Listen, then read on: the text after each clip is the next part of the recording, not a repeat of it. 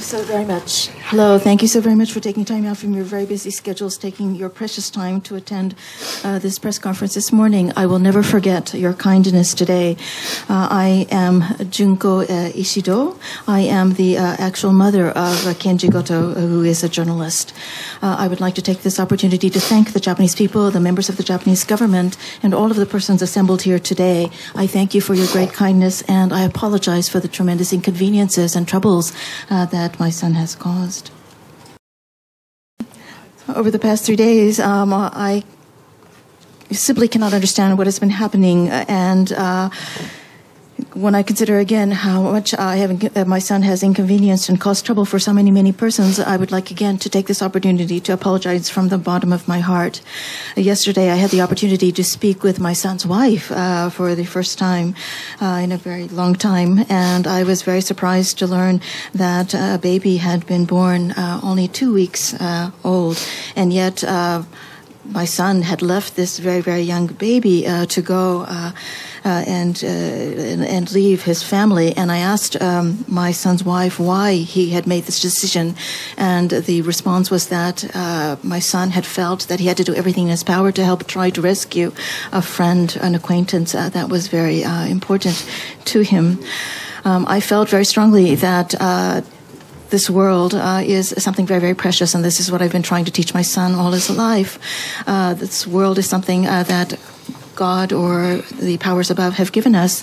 It is something that nature has created for us. We cannot allow it to simply be destroyed. It is a precious gift that we must do everything in our power to try to preserve. I know there are many people who, for example, have created and used nuclear energy in negative ways, who have polluted the environment, etc. Sometimes I cannot understand what it is that people are trying to achieve in this world.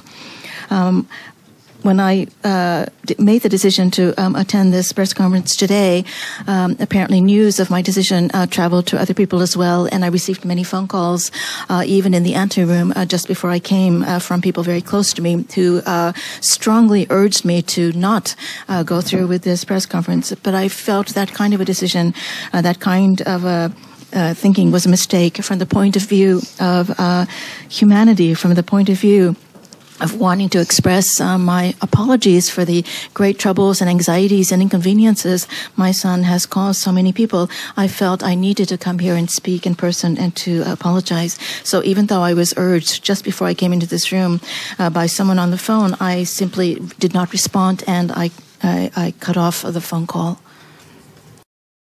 This occurred, and since these past 3 days I have been filled with such tremendous grief and confusion, and so perhaps my mind is quite confused.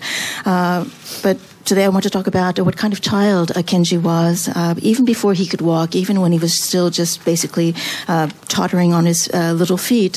Whenever he would be with other children, he would always show great kindness to them. So I believe that he always cared about other people. And as I mentioned earlier, yesterday, I, for the first time, had an opportunity to speak with the young woman who is his wife. And I was very surprised to hear that a baby had recently been born, and to hear that my son had left a 2-week-old baby, even though he wanted to rescue his friend. My first reaction was of great anger at my son, because when a baby is just born and very weak and fragile, it is only a parent that can protect that baby. So I think he should not have left. But again, I understand that my son is a person that is filled with great kindness toward other people, who feels a great sense of justice, and that is why he took the decisions that he took. But still, I cannot quite come to terms with some of the decisions that he has made here. Many things occur to me as I speak before you today, and again, I do have this theme in my mind that the world is very precious, and it's what I've been teaching my children over the years. I believe that the world, some people in the world are moving in the wrong direction and destroying this very precious world that makes me think of another topic that is very dear to my heart, which is the concern that I have for future generations in regard to the misuse of, for example, things such as nuclear energy.